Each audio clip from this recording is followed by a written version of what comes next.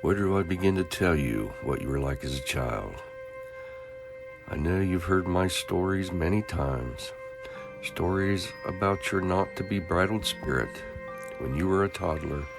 The terms currently used, such as ADD, ADHD, etc., were part of the vocabulary. Therefore, children like you were recognized as a little overactive. This is indeed an understatement and is not a term I would have used to describe my little Jimmy. Perhaps precarious, entertaining, exasperating, and totally lovable would be better suited to describe you, my son.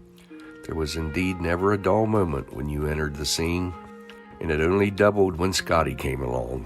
The two of you were enough to tear down the most resilient of mothers, except perhaps my own. It only took 2 weeks at Granny's. She liked to brag to get you both kowtowing to her expectations. It's like training a puppy, she said. Be consistent. After 45 times of the same rule, they will understand. Woe is me, I did not have the heart to be consistent. And woe is you, because I often allowed my frustration to build until I erupted with resultant yelling and red marks on your little butt. So let me start at the beginning. No expectant woman could have been more excited than I was to know I would soon be a mother. I remember the first little flicker of life within me, sort of like a butterfly in my tummy. I would lie down real flat on the bed and wait eagerly for the next barely perceptible moment. My fingers resting gently over the spot, hoping to feel my baby. What a miracle a baby is. Your dad used to rest his head against my abdomen in the hopes of hearing you stir. It is a very endearing memory to me. When I was in labor, yes, the pain and agony time, your dad was with me. He told me later that under the effect of twilight sleep, I explained to him the causes and treatments for lung disorders that I had been studying. Twilight sleep is great because you forget most all the negatives. You know what I mean? Pain, agony, indecent exams, etc. I certainly do remember being told by the nurse how cooperative I was in transferring from the bed to the cart to the delivery table. I was most eager to end the labor and see my baby. I think I've told you that right before the anesthesiologist put the mask over my face, I looked up at his mirror and saw your head crowning. I remember saying, "Ooh, I'm going to be a mother."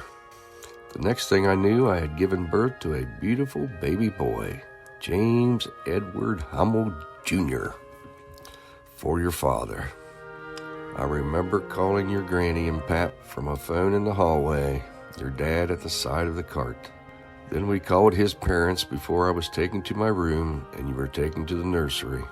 From that point on, I always knew when you were hungry, for my body mysteriously always informed me.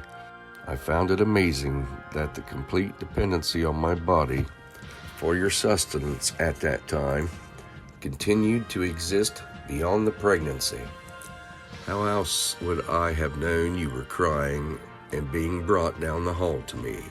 Amazing. I can't explain the myriad of feelings I experienced when I first saw and held you. Beautiful. Perfect little fingers and toes, and the scent of freshly cleansed newborn is beyond a mother's ability to describe. A tiny miracle cradled in my arms, and that's what you were on April 23rd, 1961. When your dad and I finally got to take you home to our upstairs apartment at Brand Avenue, Lewiston, Maine, he had it spit-shined and polished, a bouquet of flowers waiting, too. Everything was brand new, your crib, the sheets, and baby blankets, your little outfits. Oh, what fun it was to take you home. Of course, you were one of those I want to stay up all night and cry babies. It was not colic, but our French neighbor Jean across the hall told me you had your days and nights mixed up. Then she very carefully held you in her arms and turned you head over heels and back again. You stayed awake all that day and slept all night, never being a night owl again, only awakening to eat. Well, that was the story of your early beginnings. Smart little boy who learned lots of tricks. Say num-num. Yes, I suppose I played with you too much, but I loved every second of it and often woke you up at midnight after I came home from work just to play with you. Student nurses went to 8-hour class each day and worked 40 hours a week. Also, I was on the evening shift. After we moved to New Jersey, I was pregnant with Scotty by then. You were such a joy, and also beginning to develop your unique social skills. All the neighbors in our apartment complex loved you. The kids would gather around your playpen in the backyard, and either they would entertain you or vice versa. You did give a pesky troublemaker a bloody nose one day while confined in the playpen. You were often sick with tonsillitis and ear infections, and of course you had many rounds of antibiotic therapy with its resultant discoloration of your teeth. I'll always be sad that I wasn't savvy enough to prevent that from happening. Old Doc Hoodlet in Lancaster finally put a stop to it in 1969 after he lectured me on the indiscriminate use of antibiotics. You rarely got sick after that as your body learned to fight its own battles. You were never jealous of your new baby brother. After we came home from the hospital, I followed a wise doctor's advice to my roommate to remember that the toddler child needed much more attention than the newborn, who only needs fed, burped, bathed, and cuddled. So you received most of my attention, and believe me, by then you required it. You were into everything and left no stone unturned, necessitating the eyes in the back of my head, which are still there, although invisible now. The best was yet to come, though, when your little brother and you became a team. When we moved to Maryland during the Cuban crisis, he was an infant, but in no time flat, it seemed, you and he were forever buddies and partners in crime, the object being to drive your devoted mother to insanity. What one of you didn't think of, the other did, but you were the one with the bright ideas and fearless aptitude for doing the impossible, such as climbing the non-climbable fence we installed at our own expense at the apartment in Hollywood, Maryland. There are so many memories I have of that place, such as you climbing out of your bedroom window onto the neighbor's picnic table and all your teeth cutting into your tongue, top and bottom. Yeah, you were really scared and crying, bloody spit dripping from your mouth. I think you've heard all the Hollywood, Maryland stories. This is where you and Scotty took off all your clothes while playing on the screened-in porch. After all, you saw a butterfly, a bird, or a flower, and were convinced that summer had arrived. Of course, when the first snowflake fell, you wanted all the winter clothes, which were packed away in a huge box, brought out, and we would go through them all, trying them on for size. This ritual went on for years at the changing of the seasons, prematurely, naturally. Kids are so much fun. You were also a bit of a con artist, always coming and patting my cheeks, telling me how pretty I was and how much you loved me. This occurred frequently, as it was your ruse when in trouble, which was frequently. Big brown eyes, chubby cheeks, soft against mine. How could I ever stay angry? You were hooked on TV, I admit. It was quite a handy babysitter, generally speaking. I sat around, read, and played with you guys all of your awake time in order to prevent you from destroying our apartment.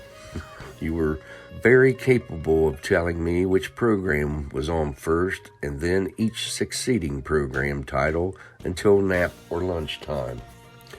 You loved to eat. So life centered around TV shows and meals. The best was during the commercials when you would be absolutely mesmerized. Too bad there was no way to have an all-commercial channel, huh? Conning your little brother out of his candy was a little trick of yours. You would hurry up and eat yours and then move in close to Scotty and say, "You don't like that candy, do you, bruz?" He, being the generous soul that he is, always gave in and shared. The days were never boring with you in my life, always charming and witty, to say nothing of your superior intelligence, of which I was surely well aware. All parents think their kids are geniuses, but in your case, I know you are. You have provided me with so much laughter over my lifetime, Jim. What a wonderful gift you are to me. You have kept me laughing in spite of many trials that have come along in my life. You always had quick comebacks. I'm sure you've heard me tell the tales before. Adventurous, daring, funny, and at times a great snake oil salesman. Yes, you could definitely sell ice cubes to a polar bear. Your curious nature kept me on my toes and also gave me good excuses to talk with you on all subjects I always enjoyed so much as medicine, science, reading, and music. I love that you are so enthralled with music. I like to think it began with the beautiful music I loved to listen to before you were born. Chopin, Tchaikovsky, Mantovani Orchestra, waltzes and polkas. When you were a baby, I would dance all over the apartment with you in my arms, and yes, you loved it even then. As for your quick wit and perfect timing, I must say that your comment to Aunt Boots' pastor has always cracked me up. I had baked and decorated flowered cupcakes to bring to Aunt Boots after she got home from surgery. You wanted very much to present them to her, and I said okay. She was resting in her bedroom. Unbeknownst to you, her pastor was in the room. You bounded in, all excited, saying, "Hi, Aunt Boots. Happy sickness." At that point, you saw the pastor in his clerical collar, and that stopped you for a split second. A sober demeanor and a piously stated comment was your next line. "And may the Lord bless and keep you always." As you slowly lowered your voice and your head as if in prayer. Aunt Boots swore her stitches were going to come apart. She laughed so hard. And then you asked the preacher if he went to the same church you went to. It was hilarious. That's my son. Do you remember finding $5 at Green Gate Mall in Jeanette? Or the book of free ride tickets at the Fairfield County Fair? That made our day. I suppose you can remember more of your stunts than I can. Your mind was always going 1,000,000 miles a minute. And as Scott recently told me, he's always thinking. You are awesome. You seemed to like school when you were young. I'm not so sure about your high school days, but music and your friends were a great and fun part of my life as I enjoyed your friends and listening to the jazz and marching band. I'm sure many teachers will never forget the fun and laughter you provided. Avon Lake Elementary. You came home with torn pants and told me a teacher hit you with her car. That, I am sure, created a long-lasting memory for the school due to the numerous calls I made to the principal and your ensuing apology to the innocent teacher. Somerset Elementary. Being super glued to your seat in 6th grade. Now that's a great memory. Mrs. Smith, I think it was. Yes, it was. So, how many seniors were kicked out of graduation practice anyway? I think only you, right? Here are some more great memories. Maryland. Mom, I found pictures of naked ladies. Come and see. Mom, I started somebody's lawnmower and Scotty's trying to turn it off. He's peeing on it. Connecticut. Remember the time when you picked all the neighbors' beautiful flowers just for you, Mom? Who could forget the freezer full of meat that melted when you forgot to close the freezer door on a hot afternoon? Amanda, Ohio. Halloween parade, and a very buxom nurse prancing down the street, causing mountains of laughter. Pennsylvania, after a nice summer with Gran and Pap, your famous comment when you spilled a bag of bubblegum balls. Oh, bullshit. Mom, Jimmy, what'd you say? Jimmy, oh, but that's what Granny says when she can't move the refrigerator. Did you know that when we lived on the base of Maryland, I had to sit at the top of the stairs, sometimes for over an hour until you fell asleep? I'd wait and wait. Soon, I'd hear it. A whispered, "Hey, brothers, come over here." Another new idea for something fun to do. Hilarious. That's what you were. I love everything about you. Your brilliance, your inquiring mind, your ability to write stories, poems, music, your talent with a myriad of musical instruments, your ability to laugh at yourself and help others to do the same. Martial arts, gourmet cooking, hikes in the woods, and accompanying photos of nature. Teaching yourself everything you know and do with computers, learning to speak Gaelic. I will not forget Callie boiling the modem, ever. Thank you for laughter, spelling out the ABCs with your body to please your little sister. An Irishman going to school speaking only with an Irish brogue the entire day, making people happy. Scratching your eyeball through the empty side of your glasses when you lost the lens, saying, "What is reality?" Many have enjoyed your humorous approach to life. I and my friends will never forget the British-speaking waiter in a white tuxedo at high tea at the RJ Pitcher Inn as you served us from the best china and then pretended to blow your nose on the pristine white dinner napkin. You truly are one of a kind. I thank God every day for blessing me with the most fascinating person I know and a son I will love unconditionally forever and ever. With all my love, Mom.